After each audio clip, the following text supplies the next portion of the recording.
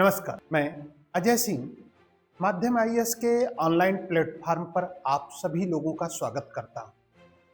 भारतीय सेना के लिए आज एक स्वर्णिम दिन है, क्योंकि भारतीय सेना के शौर्य में उरी, पठानकोट के साथ साथ पहलगाम का एक मोती और जुड़ गया, क्योंकि भारतीय सेना ने आज सुबह तड़के ही पाक अधिकृत कश्मीर तथा पाकिस्तान में आतंकवादियों के 9 ठिकानों पर आक्रमण कर दिया, जिससे बड़ी संख्या में आतंकवादी मारे गए और आतंकवादियों के कई ठिकाने नष्ट हो गए। इस स्थिति को लेकर एक परिचर्चा ये भी की जा सकती है, या इस सेशन का उद्देश्य ये भी है कि ये स्थिति उत्पन्न कैसे हुई। इस स्थिति का अगर विश्लेषण करते हैं तो जम्मू कश्मीर लगभग 3 दशकों से आतंकवाद की समस्या से ग्रसित था। आर्थिक क्षेत्र में प्रगति अवरुद्ध हो रही थी,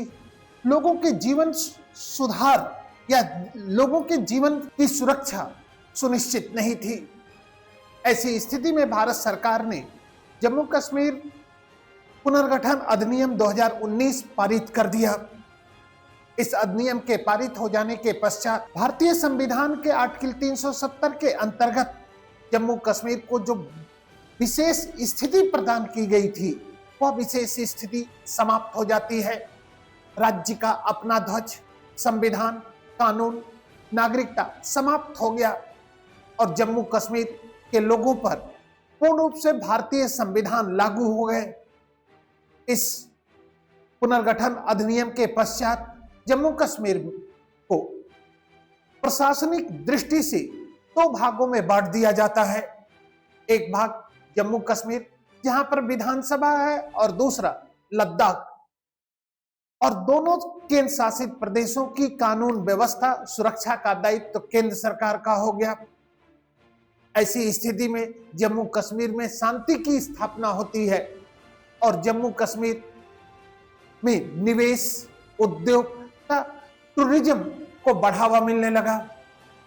इस टूरिज्म के बढ़ावा मिलने से आतंकवाद जो लगभग 3 दशकों तक जम्मू कश्मीर पर अपना फन फैला बैठा था, जिससे लोगों की गतिविधियां प्रभावित हो रही थी, ऐसी स्थिति में आतंकवाद का क्षेत्र सीमित होने लगा।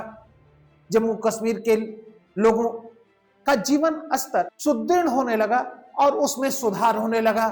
लोगों की आर्थिक स्थिति में वृद्धि होने लगी और इस तरह से जम्मू कश्मीर में पुनः अमन चैन स्थापित होकर पुनः पृथ्वी पर यह कथन सत्य होने लगा कि कहीं स्वर्ग है तो वह जम्मू कश्मीर में है।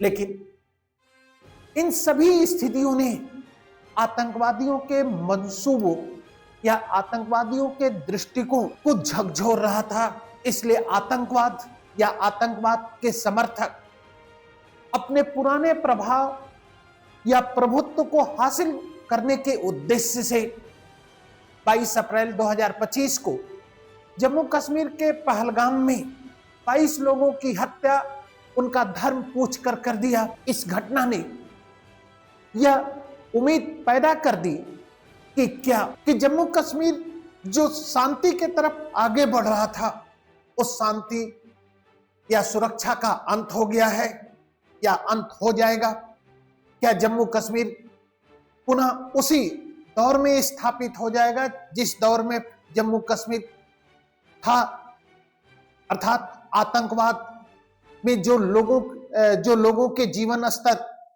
को संक्षिप्त कर रहा था। इस स्थिति के कारण जम्मू कश्मीर को लेकर एक प्रभावी कार्रवाई करने की आवश्यकता थी।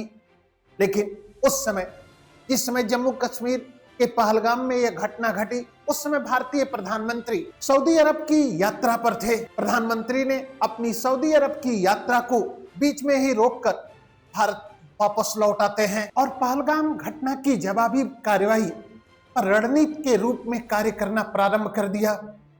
इस कड़ी में सरकार ने सिंधु नदी जल समझौता, चिनाब नदी तथा तीनों सेनाओं की बैठकें करके उन्हें खुली कार्रवाई करने की छूट दे दी सेना ने। इस छूट को लेकर 7 मई 2025 को सुबह तड़के 1:44 पर ऑपरेशन सिंदूर के रूप में आतंकवाद के विरुद्ध कार्रवाई की। इस कार्रवाई में जैसे मोहम्मद, लश्कर ए तैयबा और हिजबुल के ठिकानों पर राफेल से मिसाइल हमला किया गया। भारतीय सेना की इस कार्रवाई में बड़ी मात्रा में आतंकी मारे गए और उनके ठिकानों को नष्ट कर दिया गया। भारत की इस कार्रवाई के विरुद्ध पाकिस्तान ने भी भारत के विरुद्ध कार्रवाई की धमकी दे रहा है। यदि पाकिस्तान भारत की इस कार्रवाई के विरुद्ध प्रत्युत्तर करता है तो दोनों देशों के बीच प्रत्यक्ष युद्ध की स्थिति उत्पन्न हो सकती है और यह प्रत्यक्ष युद्ध की स्थिति पाकिस्तान को आर्थिक दृष्टि से और पीछे की तरफ लेकर जाएगा। भारत के लिए सबसे महत्वपूर्ण स्थिति यह है कि भारत की यह कार्रवाई किसी राष्ट्र के विरुद्ध कार्रवाई नहीं है, बल्कि आतंकवाद के विरुद्ध कार्रवाई है। इस कार्रवाई का अंतर्राष्ट्रीय स्तर पर भारत को समर्थन प्राप्त है और दूसरी तरफ अगर पाकिस्तान भारत की कार्रवाई के विरुद्ध कार्रवाई करता है तो पाकिस्तान की स्थिति आतंकवाद समर्थक राष्ट्र के रूप में हो जाएगा। यदि भारत द्वारा जो आतंकवाद के विरुद्ध जो कार्रवाई आज की गई है, इस कार्रवाई को लेकर एशिया में स्थिति या अंतर्राष्ट्रीय परिवेश में स्थिति का विश्लेषण करते हैं तो इस कार्रवाई से एशिया की शक्ति संतुलन की स्थिति में एक परिवर्तन आएगा, क्योंकि चीन हमेशा एशिया को एक ध्रुवी बनाए रखने का प्रयास करता है, जबकि भारत और जापान का दृष्टिकोण है कि एशिया एक ध्रुवी नहीं है, बल्कि एशिया में 3 शक्तियां हैं, भारत, जापान और चीन।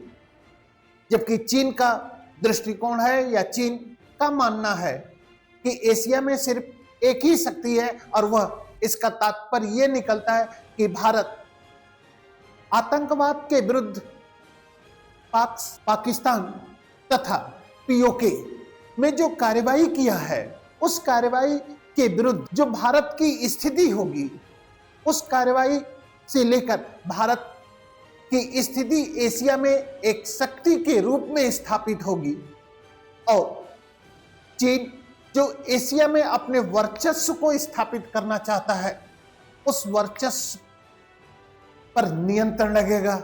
अतः भारत एक तरफ आतंकवाद के विरुद्ध अपनी निर्णायक लड़ाई में विश्व का समर्थन प्राप्त कर रहा है, वहीं दूसरी तरफ इस कार्रवाई ने भारत को एशिया में एक शक्ति के रूप में स्थापित करता है। धन्यवाद।